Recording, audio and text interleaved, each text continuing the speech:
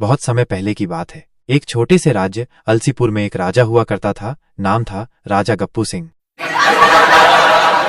नाम से जितना शाही लगता था, दिमाग से उतना ही हल्का।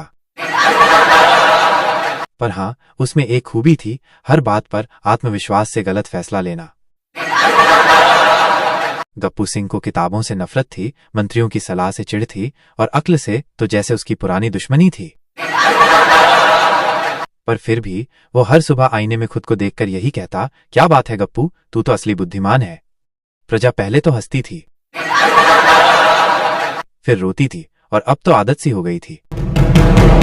एक दिन गप्पू सिंह ने ऐलान किया, अब मेरा महल जमीन पर नहीं रहेगा, मुझे उड़ता हुआ महल चाहिए ताकि मैं आसमान से प्रजा को देख सकूं। मंत्रियों ने समझाया, राजन, ऐसा संभव नहीं है, महल उड़ नहीं सकते।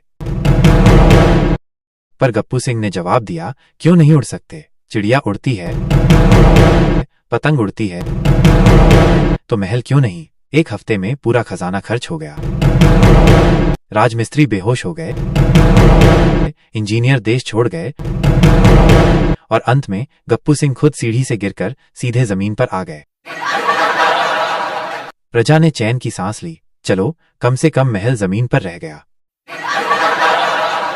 एक दिन राजा को लगा कि राज्य में बेरोजगारी बहुत बढ़ रही है, तो उसने आदेश निकाला, अब से हर गधे को सरकारी नौकरी दी जाएगी। मंत्री हैरान, दरबारी परेशान।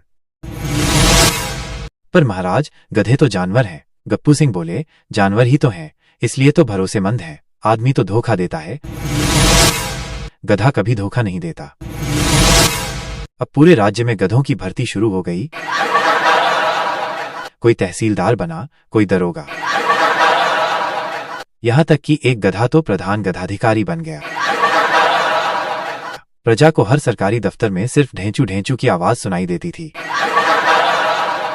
काम कोई नहीं होता था, पर हाजिरी गधों की पूरी रहती थी। तीसरा फैसला, उल्टा टैक्स सिस्टम। अब राजा को लगा कि प्रजा बहुत खुश है, जबकि वो दरअसल बेहोश थी, तो उसने एक और नया नियम लाया, अब से जो गरीब है वही राजा को टैक्स देगा। अमीर लोग तो पहले ही बहुत कुछ दे चुके हैं। गरीब लोग बोले, महाराज, हमारे पास कुछ है ही नहीं। राजा बोले, तो क्या हुआ, भावनात्मक टैक्स दो, मुझे दुखी चेहरा मत दिखाओ, मुस्कुरा के टैक्स भरो। अब सड़क किनारे रोते हुए लोगों पर जुर्माना लगने लगा और हंसते हुए अमीर लोग विदेश घूमने चले गए। राजा को लगा कि उसकी समझदारी को सम्मान मिलना चाहिए, तो उसने हर महीने की पहली तारीख को बुद्धिमत्ता दिवस घोषित कर दिया। उस दिन कोई सवाल नहीं पूछा जाता, कोई सलाह नहीं दी जाती, बस राजा जो कहे वो भगवान की वाणी मानी जाती है। एक बार बुद्धिमत्ता दिवस पर राजा ने आदेश दिया, सूरज अब से रात को उगा करेगा। प्रजा बोली, पर महाराज, सूरज तो दिन में उगता है। राजा बोले, इतनी छोटी बात पर बहस करोगे? देशभक्ति कहाँ गई तुम्हारी? अब हर किसी को रात को चश्मा पहनकर बाहर निकलना पड़ता था, सूरज की रोशनी से बचने के लिए।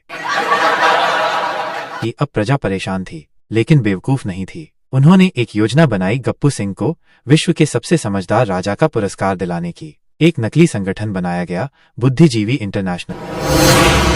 पत्र भेजा गया, प्रिय गप्पू सिंह जी, आप जैसे राजा 1000 साल में एक बार होते हैं, भगवान करे दोबारा न हो। हम आपको गोल्डन ब्रेन अवार्ड से सम्मानित करना चाहते हैं। कृपया पुरस्कार लेने अफ्रीका के घने जंगलों में आएं, जहां सिर्फ सच्चे समझदार पहुंचते हैं। गप्पू सिंह खुशी से झूम उठे, वाह, मैं तो पहले ही जानता था कि मैं खास हूं। और अगले ही दिन अपने गधों की टीम के साथ वो जंगल की ओर रवाना हो गए।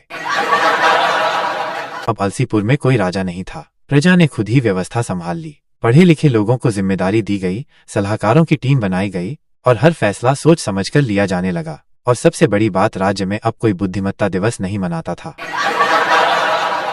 सीख, जब नेता अक्ल से पैदल हो तो जनता को चलना सीखना ही पड़ता है।